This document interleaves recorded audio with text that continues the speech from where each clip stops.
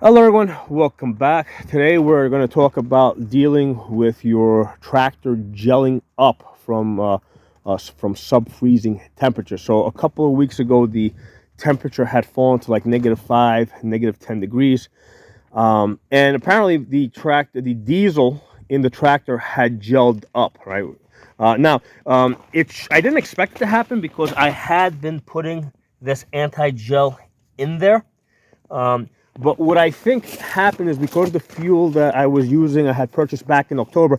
See, what happens is during the winter months when they transport the diesel, they add that anti-gel fluid to the tanker so they don't freeze up on the roads while they're being transported. But because I bought it back in October, that that diesel didn't have it in it. Okay, so when I put in the standard amount of anti-gel that I normally put in there, it wasn't enough. Okay, now I had been away for that time period, so when I came back and tried to start the tractor up, it was like 50 degrees. So I was really surprised. I would have thought that, hey, even if it had gelled up, I would have thought that it would have thawed out and it wouldn't have been an issue. But apparently that's not how it works. Okay, now I'm going to kind of jump ahead and tell you guys the place where even after it thaws out, the place where you're going to most likely have the problem is here with the fuel filter. Okay, or in the water separator down there. Okay, so I'm going to go through the whole thing of how I dealt with this. So the first thing that I noticed, well, first of all, let me tell you guys what happened when I went to start it up. I put this to the middle position here. That basically opened up the glow plugs, right?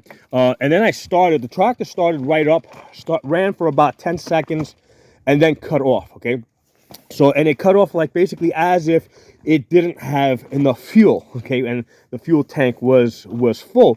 And then after that, it would not start. So apparently, what had happened is the fuel that was in the diesel engine, that was sitting in the lines leading up to the diesel engine, um, you know, past the fuel filter over here was fine, but everything that was in the fuel filter, it was no good. So that's why I was able to get that initial startup, but it would not start up after that. So, but the first thing I noticed was that here in the water separator, I noticed that the bottom half over here was very watery.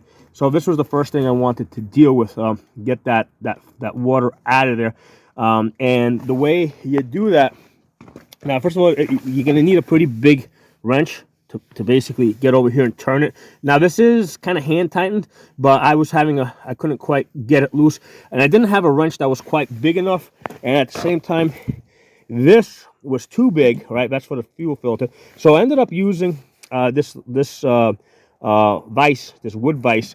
I was able to kind of put this in there and just kind of give this like a quarter turn to just loosen it up just a little bit so I can turn it by hand. Now, before you remove it, there's a little valve under here. You're going to reach underneath here. You're going to find the valve, and you're going to basically flip that valve so that the fuel doesn't start leaking all over the place once you remove that water separator. Okay, so you remember to turn that little valve. You're going to reach under there, and you'll feel it. So once you flip the valve off, remove this, spill that out. There's going to be a little spring in there and a little ring. Put that back in there and basically put that in and hand tighten this. And then what's going to happen is when you turn this to your glow plug position, that's going to fill up. It's going to start filling that up. Right? You want to make sure that that's filling up because if the tractor is working properly, this is going to fill up. If it doesn't fill up, then you got a problem. So that's the first step. I went to start it off, and it still was not working. The next thing I found out is that there might be anytime you remove the anything from the fuel system, you might have air in the system.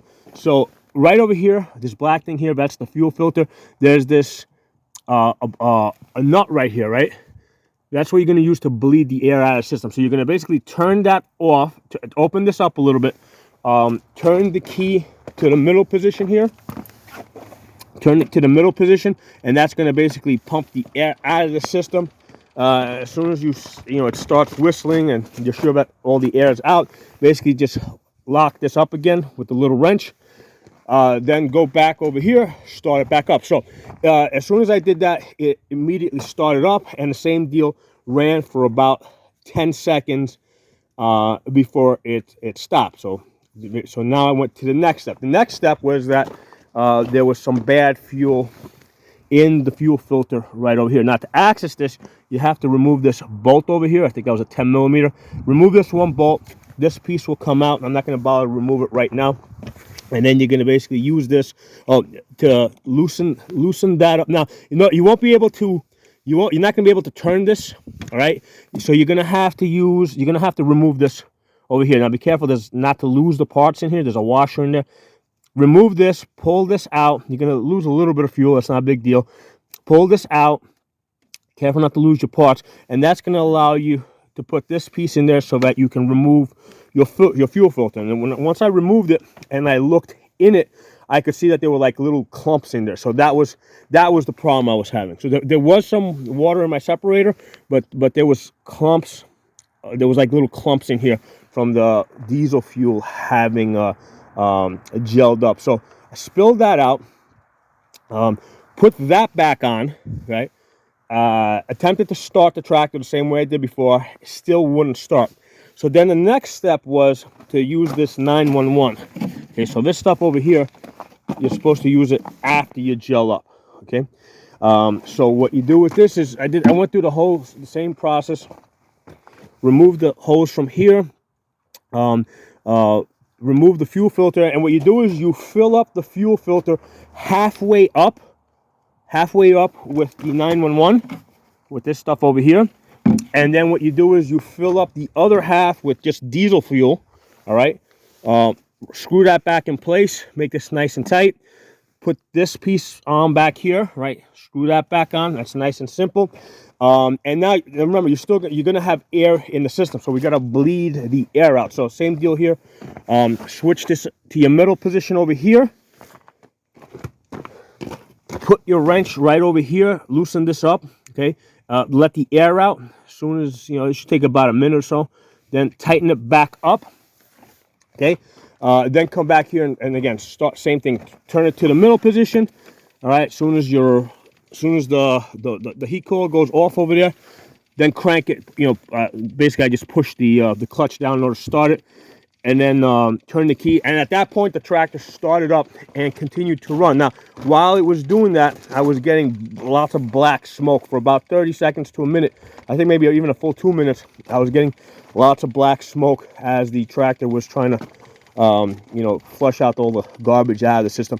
But that was it. That fixed the problem. Okay, so if the temperatures fall, into the single digits, into the negative numbers, even if you're using the anti-gel stuff, right? Even if you're using this stuff, there's a chance that that you might still gel up. Okay, so what you're gonna have to do is you're gonna have to remove the fuel filter.